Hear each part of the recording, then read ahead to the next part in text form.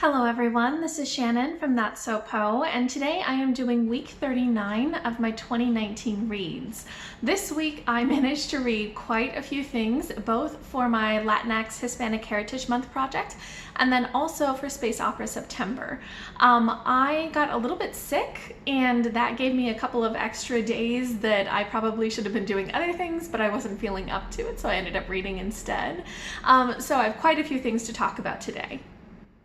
First, I'll talk about the Latinx books that I read. The first one that I read is The Grief Keeper by Alexandra Villasante. This was the group read for the Latinx-a-thon. I'll link information about that below if you're interested.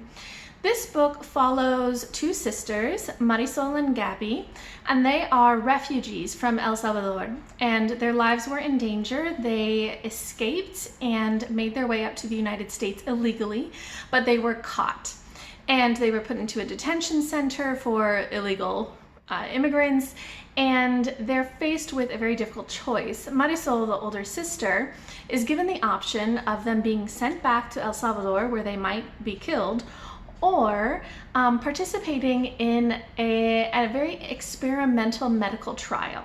And this medical trial is something where, for people suffering with PTSD, such as returning veterans, she would be kind of paired with them so that she can take on some of their pain and grief and trauma to prevent them from being overwhelmed by those feelings, because she has a very strong nature and she is able to deal with things. Given very little choice, she decides to participate. So this story follows what happens to her and her sister and how this medical trial sort of plays out.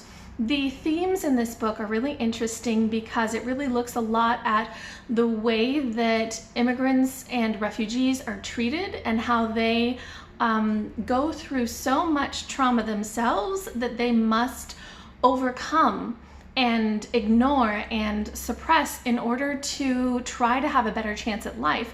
And that's not really acknowledged or understood. Their pain is somehow seen as less important than the pain of these veterans and people with PTSD that are in the trial. So she's dealing with a ton of issues and she's just being strong and getting through them. So that's really interesting. There's a lot here about how different people, depending on their race or background or class, are treated in different ways. There's also a lot of interesting themes about family and sort of what we would do for family, what our responsibility towards our family is, what our connection to our family is, also how to deal with the loss of a family member. There's a lot of interesting dynamics there. And this book also is queer. It focuses on a female-female relationship. And so that's interesting too. There's some explorations of what it means to be queer and how that is accepted by those around us or not accepted, and how that can be sort of a cultural difference. So there's some interesting themes in here. I think that the first half of the book was really strong, kind of following this beginning as the girls are in a detention center and as they're trying to figure out how to request asylum, how to figure out how to get people to understand the situation that they're in. The second half of the book goes more into this sort of grief trial, this PTSD grief taking. And that part too, I thought the beginning of that was really interesting, with looking at how grief affects people and how overwhelming it is and how it causes a lot of depression and just a willingness to let everything go, to not try anymore. So that was interesting. But the last little bit was very romance focused, and it got into a little bit of some YA tropes for me, where there was, you know, like a third girl who was very jealous, and that subplot really didn't work for me. I thought that that was unnecessary given how much impact and drama there was already in the very nature of what the story was dealing with PTSD and with refugees and these sorts of things. And so this kind of jealous romance subplot was just a little weird for me. So I thought that that kind of added a little bit of melodrama, and for me lessened the impact of some of the other parts of the story. However, I think for people who don't necessarily like to read heavy books that are about these bigger real world themes, that could maybe have made it much more palatable as a story for them. So I think that this could be a really good way for somebody who's interested in YA but not very comfortable with reading about immigration, refugees, and PTSD and these sorts of issues to be exposed to that. So I thought that there was a lot to offer in this book, although the ending didn't necessarily work out as well for me. Overall, I gave it 4 out of 5 stars. Next, I read The Drum Dream Girl by Margarita Engle. Margarita Engle is a Cuban author, and she writes a lot of children's books about Cuba. This book is about a little girl, Milo, in the 1930s who wanted very badly to become a drummer. But at that time, only boys could become drummers. However, she wanted it so badly that she just kept pushing and pushing and pushing, and finally her father let her learn how to drum, and she joined her sisters and became part of a band. And they traveled around and they were very famous in the 1930s, and since that point it's been much more okay for girls to be drummers. So this book is a children's book, and the story is told in the form of a poem, but it mainly focuses on her desire to become a drummer. So it's mainly about that dream and wanting and finally getting, rather than it is about her actual life. So it's a nonfiction, but it doesn't necessarily cover all that much detail or all that much historical fact. It's very just focused on her dreams, and as such the artwork for it is really pretty because it's all of these fantastical images of her dreaming of drumming, and I loved the artwork, but I do wish that the story had gone into just a little bit more detail about the historical issues. So overall I gave this 4 out of 5 stars. Next, I finished another Latinx picture book. This one was Separate is Never Equal by Duncan Tonatiuh. This is a picture book that I heard recommended by Priscilla at Bookie, who I will link below. I think she might have also recommended the previous one, The Drum Dream Girl, although I can't remember for sure. This book is also a nonfiction, and it is about, in the 1950s, a family who fought for desegregation of schools in California. And they were a Mexican-American family, and it's very interesting because their story is not really remembered, whereas the Brown versus Board of Education is much more remembered for desegregation. So this book sort of tells the story, I believe it's the Mendez family, about how they fought so that their children could go to the same schools as the white children when, that's what district they lived in. And so I thought that this book was excellent. It did such a good job of describing what the historical context was, what the Mendez family wanted, what the process of going through this legal battle was like, how their lawyer found other families, what the effect was, and also even addressed the issue of, once the children of the family went to integrated schools, how they were treated differently and they had to deal with that kind of prejudice and learned how to find their way. So it dealt with some really, really fascinating topics, but in a way that I think was very, very approachable for young children. It also had spectacular artwork. The artist of this does, I guess, kind of pre-Columbian style of artwork, and it's really cool looking. I think also one of the things I super loved was that a lot of the parts of the pictures were sort of images of something else that were cut. So for example, the characters, they have, drawn hair, except that the hair isn't drawn, it's more like the shape of it is drawn, and then a picture of actual hair is used. And they have this for things like trees, and many different types of textures were done that way. And it was just super, super creative and cool. So I loved this picture book. I highly recommend it for adults as well as for children. And I gave it 5 out of 5 stars. Next, I'll talk about the Space Opera September reads that I finished this week, which is actually quite a few, although some of them I had started before this week started. So the first book that I finished was Babel 17 by Samuel R. Delaney. This is a book written in the 1960s. Samuel R. Delaney is kind of a modern classic author. He was Black, he was queer, and he really pushes a lot of boundaries in the genre. I think that in a sense, his sci-fi is very out there. It's not just the kind of sterile, you know, oh, we invented a rocket and we went to Mars. No, I mean, his is really pushing the bounds of the imagination of what could be in the future. I ended up absolutely loving this book. I think that something about the writing style, something about the world building, something about the themes really pulled me in and did not let me go. And what's very intriguing about this is that this book is known to be kind of confusing in that it doesn't lay things out in a straightforward manner, and especially the further you go in the book, it's sort of like the less you understand. So I think that that could definitely be a detraction for many readers. Just know that before you choose to go into this book. But for me, it really worked.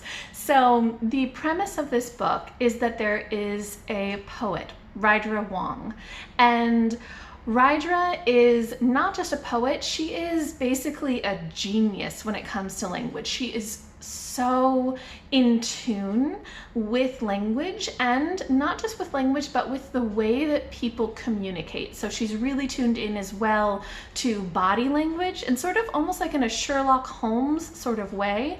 She can tell what somebody wants to say simply by like their body posture, the way that they make facial expressions, those sorts of things. So she gets pulled in by her government, and her government is part of kind of a space alliance that is at war with a separate space alliance. And she gets pulled in by her government because there have been a lot of attacks on them recently, and they've found over like radio waves some coded message, and they want her to crack that code so that they can understand it. This language that the code is in is called, they've titled it Babel 17. And she takes a look at it, and she, again, like Sherlock Holmes, looks at it and says, I need to go do more research, I need to go investigate. And she won't tell them any of her suspicions other than she needs to go investigate, and she needs a spaceship and a crew. And so they say, okay, I guess we'll give you money and you can go and do this. And so she gathers together her crew. Her crew is fascinating because this world that Delaney has built is so interesting. She gathers a crew, and basically she's gathering a bunch of sailors. And so there's a real distinction here between the kind of working class men and the people who are more, you know, white collar. So the sailors are all these working class people, and they're considered almost a little scary for the white collar people, but she feels very at home with them. And they, like sailors would have tattoos and things, they have a lot of body modifications, like a lot of body modifications, in that the person she chooses to pilot is kind of like a chimera, you know, just has different body parts that are not human, and that's really typical. So that's part of it. There's also discorporate people. So these are basically like ghosts, where they have died, their body is gone, but their spirit is still around, and they are used to help with the running of the ship because things in space are too much for a living human to comprehend, and it needs to be just that consciousness. So there's all of these super cool things. There's also a trio that is part of every ship that are in a relationship, like a sexual relationship, where it needs to be all three always. And so there's a lot in there about kind of what it means to have a relationship that is not standard, because in that world having three people in a relationship is seen as very weird, and yet it's really necessary for the ship. So she gathers together this very interesting crew with just such cool world building about what this future may be like with all of these advanced technologies that need a very different way of being in order to interact with them. And they go off on an adventure trying to track down what's going on with Babel 17. And she's working on building up a lot of notes, trying to understand the grammar and trying to understand how this language is used. And they discover a lot of very interesting things along the way. It's a lot of action, I think, but the further you go along, the more abstract a lot of it gets, and it can be a little difficult to follow exactly what happens, although I felt like I could follow enough that I still got really into it. One of the other things that is a big theme in this is she's sort of a Mary Sue in that she is so good at everything, and she ends up being able to communicate with everybody. She is so gifted at language that she's able to sort of bridge many of these gaps and also understand the culture behind many of these languages. She's good in general at bridging people from different cultures. In one of the early scenes, she takes one of these white-collar workers with her who has to sign off on the people she chooses to have on her ship, and introduces him to kind of this part of town where all the sailors are, and opens his eyes to what that world is like and really bridges that gap in culture for them. And so this book had a ton of very interesting themes about what the purpose of language is, what the purpose of poetry is, what the purpose of communication is, and had a lot of really interesting themes about how we could understand one another and become more cooperative and unified if only we could bridge those gaps. So I loved the themes in this. I loved the world building, and I thought that the whole mystery nature and kind of the Sherlock Holmes style detective story really, really, really worked for me. And I gave it 5 out of 5 stars. I just absolutely loved it. Next, I read A Memory Called Empire by Arkady Martine. This is another space opera that is basically a mystery, this time a murder mystery. So in this story, there is a huge empire, Teixcalan, and it is kind of spreading throughout a lot of the galaxy, universe, whatever, and controlling a lot of other places.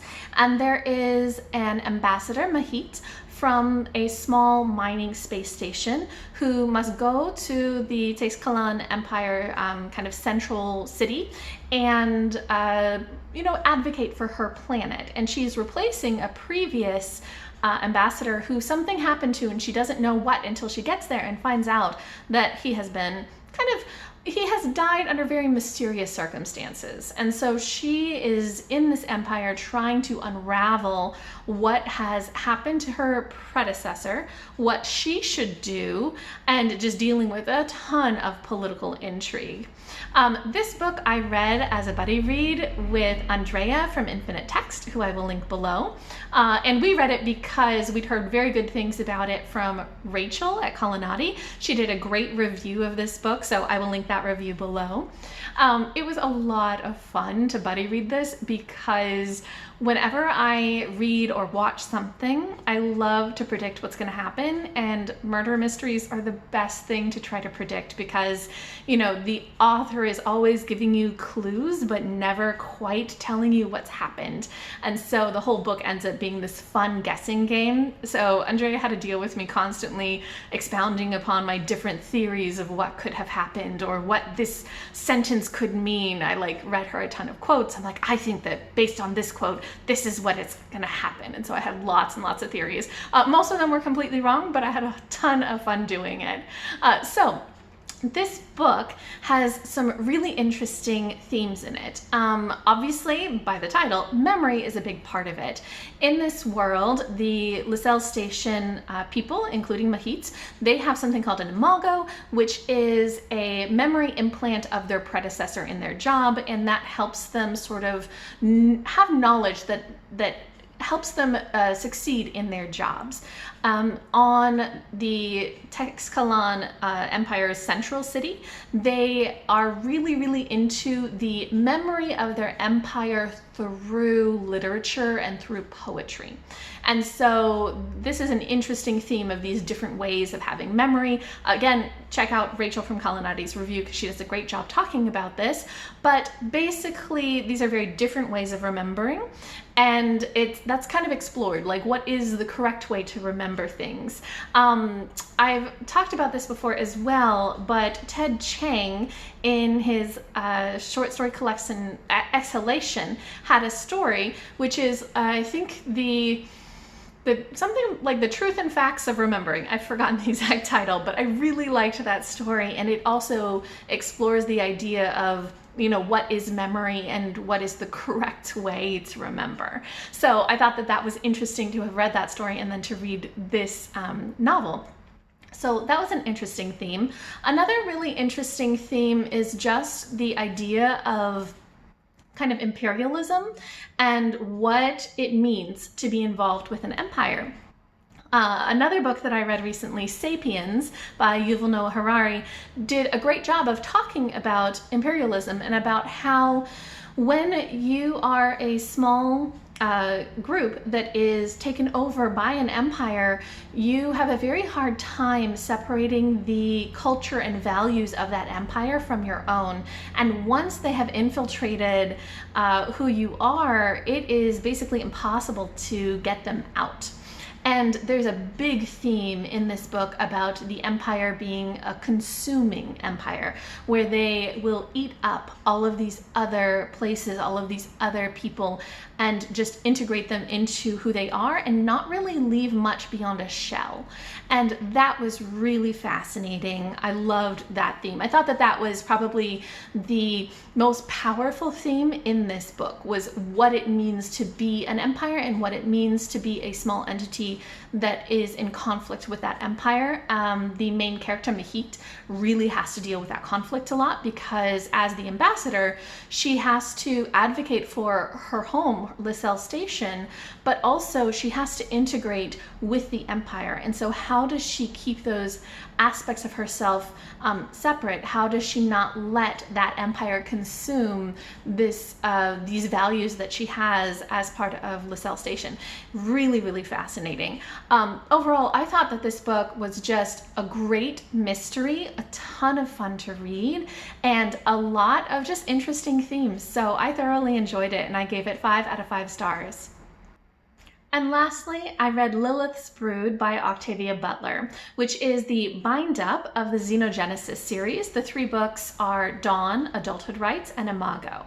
I have read one book by Octavia Butler before, which was Kindred, and that definitely threw me for a loop. It was my first experience with her, and I'm glad that I had read that before I read the series, because it prepared me for the way that she treats her characters. She puts them in bad situations, and they have to make bad choices, and it's there's never really heroes in her stories. It's just people who are trying to survive.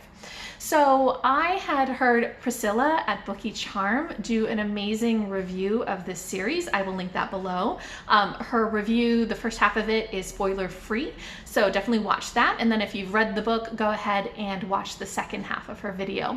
I was really intrigued based on what she had to say about it. Plus I wanted to read more Butler. So I picked this up for Space Opera September, and it was wow, just wow. It is intense. So the story follows Lilith in the first book, who is a human, and Earth has basically destroyed itself through a third world war where nuclear apocalypse has happened and most of the humans have been killed.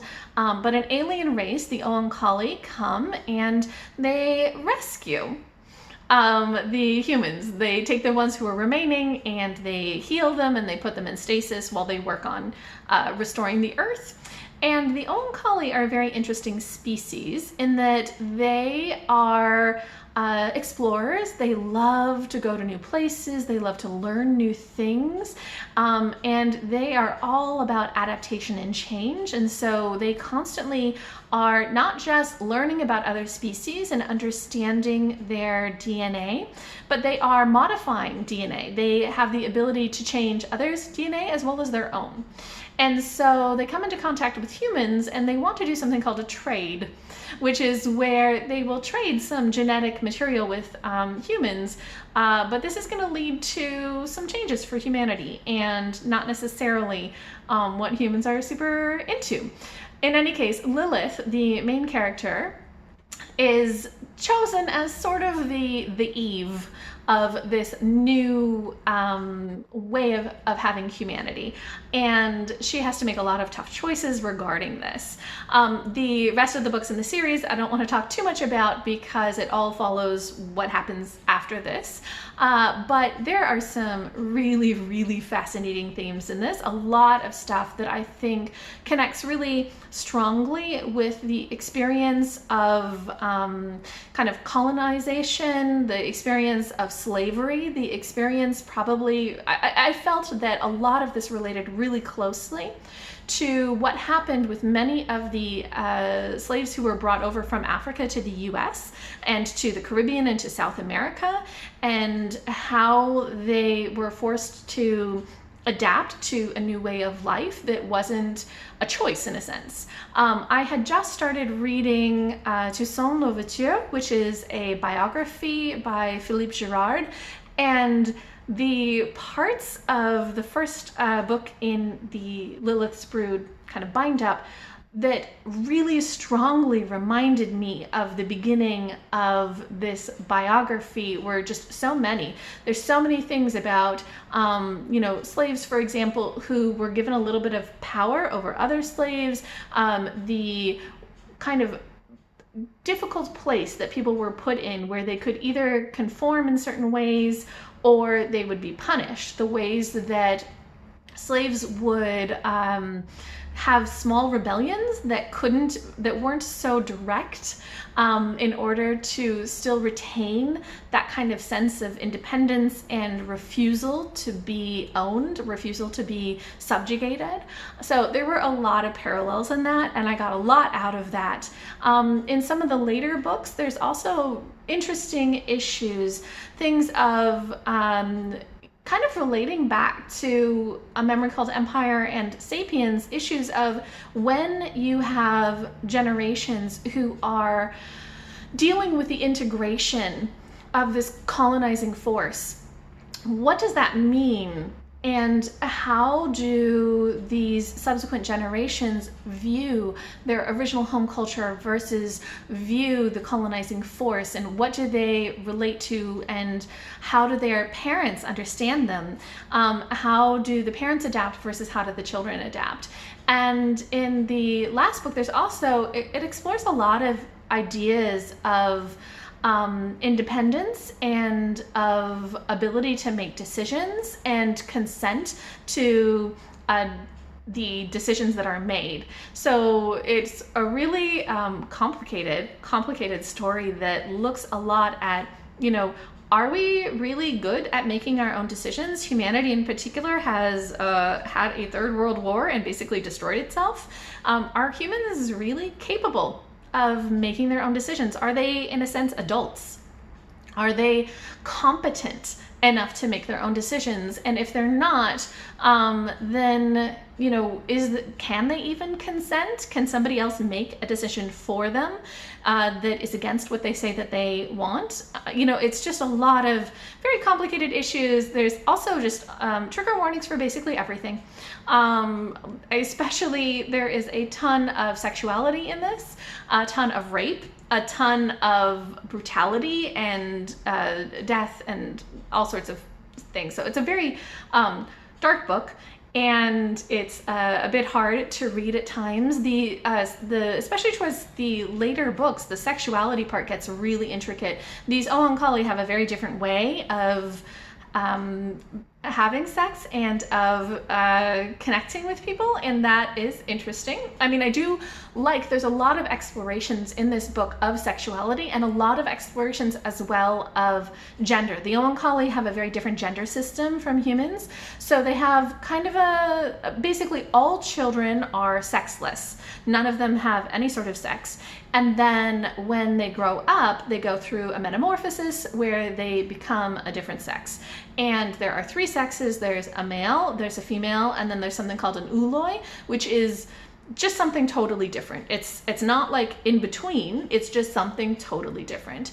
And so I did like that was explored a bit. and they really constantly are annoyed by humans who try to misgender them. So that's fascinating that they get so frustrated when humans just can't even understand that the Uloi are not male, they're not female, they're not hermaphrodites, they're just a different gender.